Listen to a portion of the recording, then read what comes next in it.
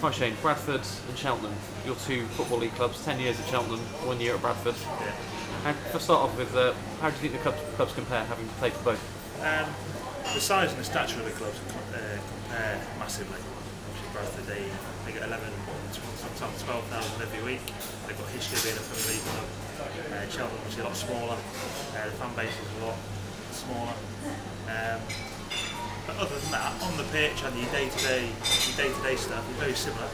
I suppose I thought when I went up to Bradford the community stuff would be a lot more because there's a lot more fans, but I probably did more in Cheltenham than I did up there.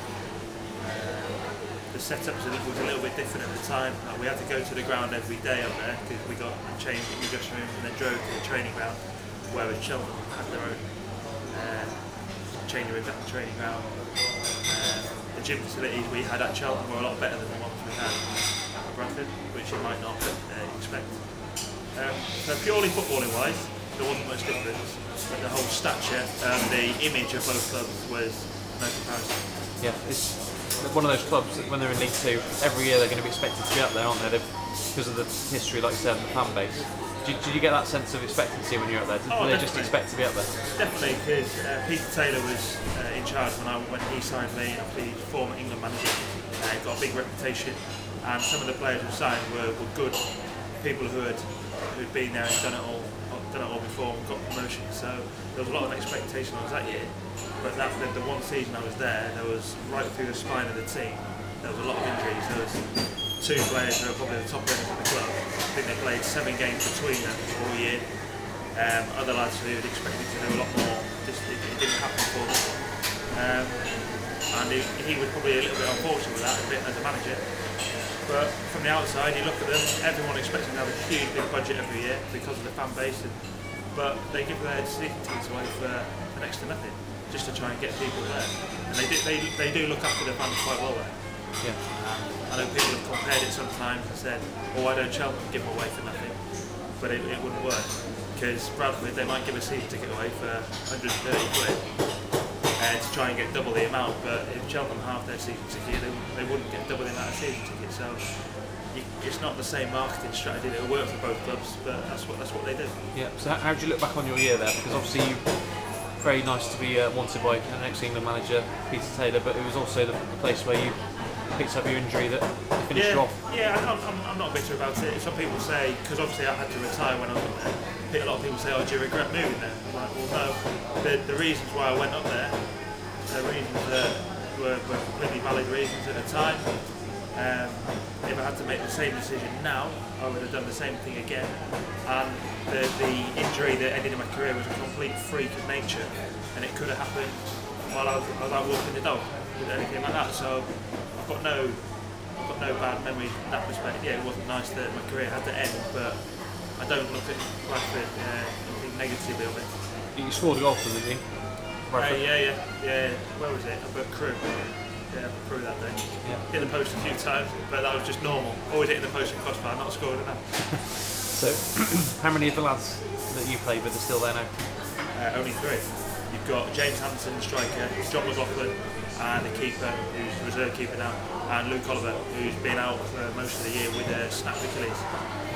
So the team that play at One Road on Saturday will be completely different to the one you played in? Yeah, well, I won't know a lot of them personally, but that'll be similar to the Cheltenham team. I don't obviously know a lot of the Cheltenham team by face, but I would know them as opposed to them knowing me. I know a few of them personally in the staff, things like that, but not so much the players. So I've got much more recognition for the Cheltenham side. So what's the ideal scenario for you? Cheltenham to snatch automatic and then Bradford through the playoffs, or is that what you like? I don't really know. Well, I'm not really. My connections with Bradford aren't that deep. So ultimately Saturday I want Cheltenham to win. I've got quite a few friends up at Bradford. A few people that work at the football club, and Luke Oliver, the centre half up there. He's a good friend of mine. I'm going to his wedding this summer. There's a couple of fans as well who they're coming down at the weekend. I've arranged to meet them, and when they play Torquay and Plymouth away, I arranged to meet them. There's a few fans up there. They really looked after me and made me feel welcome when I was up there. So I try and give them a bit of my time as well. And I've met some nice people. But football-wise, I it wouldn't bother me if Cheltenham beat Bradford 3-0 because I want Cheltenham to win. I've got much more love as it is for Cheltenham than I do Bradford. Yeah. What do you think it'll be like for the players? Because you were in the squad when Cheltenham were last in this position, but they knew at Plymouth if they won on the last day they went up automatically. So they were sort of in Rotherham's position there, although it was a harder game on paper and obviously lost to Plymouth and had to go through the playoffs. But is it one of those situations? Is it difficult for the players because they know even if they win, it still might not be enough? I think they'll go into it with a bit of freedom, thinking, well, we just got to win. But also, they don't want to be in a situation where if they draw or they lose, and then they find out the Rotherham's lost, and they think, oh, I missed a chance. So I think they'll go out there and they'll just be fairly free to attack. But likewise, Bradford, they've got absolutely nothing to play for, really. So they'll probably look after a few of the players. It's definitely different to every other league game because there's so many different scenarios that can happen. But ultimately, their fallback is the playoffs. It's not a bad fallback to have. Yeah. So if things don't work out well for Cheltenham on Saturday, there's a very good chance they could be playing Bradford in the semis. What would it be like going up there? We've seen the packed house for the League Cup run and things like that. That would be brilliant, because they're vocal as well. They're a vocal set of fans. When they get behind you, they really get behind you, and when they get on your back, they get on your back. But I did really enjoy that when I was up there. Even the negative stuff, because generally when I was up there, it wasn't really aimed at me. Because personally, all my performances were pretty good. But I did. That's one thing you did really enjoy. If you were having a bit of a wave after wave of attack, all behind the goal, they were really on top of you, and I imagine they're quite intimidating. And if Cheltenham go away, I will be doing everything I can to be there because I think it'll be fantastic. Yeah, if Cheltenham do end up playing Bradford, they'll probably go there first leg. Yeah, because obviously they'll finish higher. So do you think that'll be an advantage? Next Sunday? Next Thursday.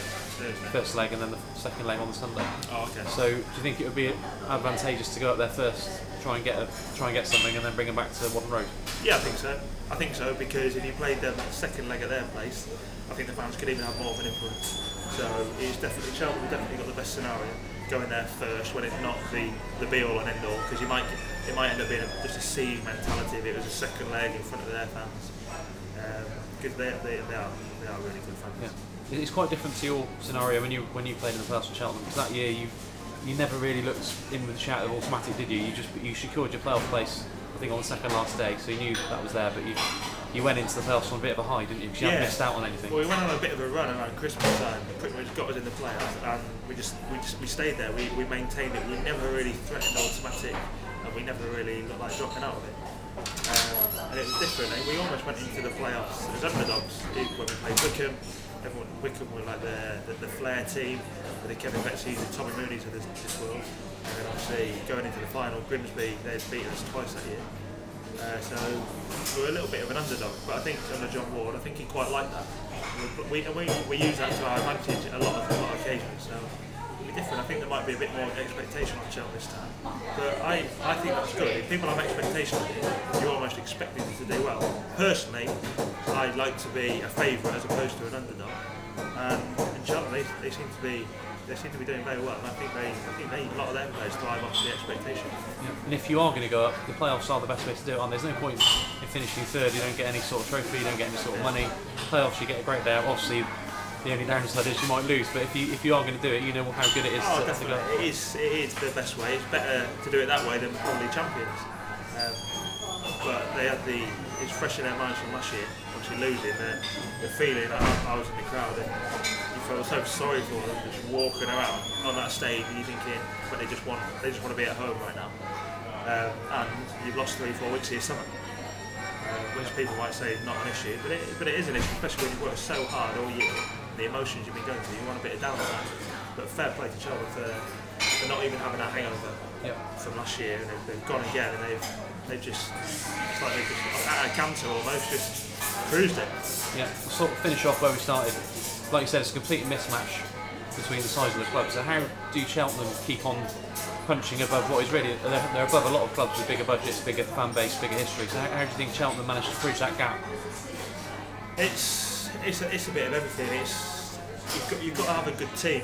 It's got to be a good group, but it's got to be a team effort. The group is just a group of people who interact. A team whether it be the players, the coaching staff, the manager, the board of directors. That's the team ethic of everyone working towards a common goal.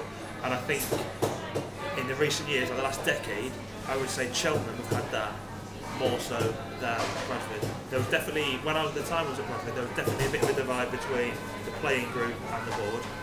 There always tend to be a few negative vibes.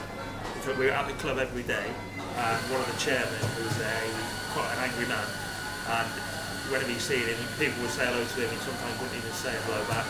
And there was definitely a vibe that it wasn't conducive. And I don't care, in any team sport, you need everyone, whether it be the kit man, barrier on the door, opening the door for the changing room, whether it be the groundsman, the physio, whether everyone's got to be going in the same direction.